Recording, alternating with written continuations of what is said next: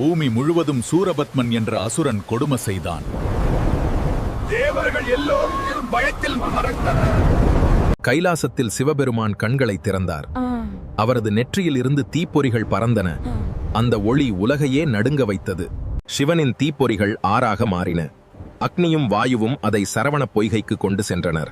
அங்கு தெய்வீக அதிசயம் நடந்தது.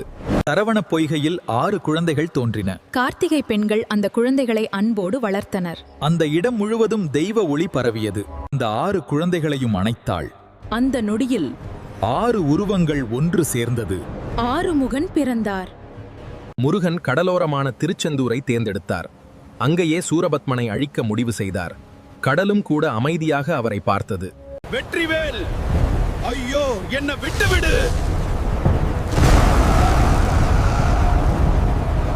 சூரபத்மன் தோற்றபின் மக்கள் மகிழ்ச்சியில் அழுதனர். முருகன் திருச்செந்தூரில் அருளுடன் நின்றார். இன்றும் அந்த கடல் அவரது புகழை பாடுகிறது.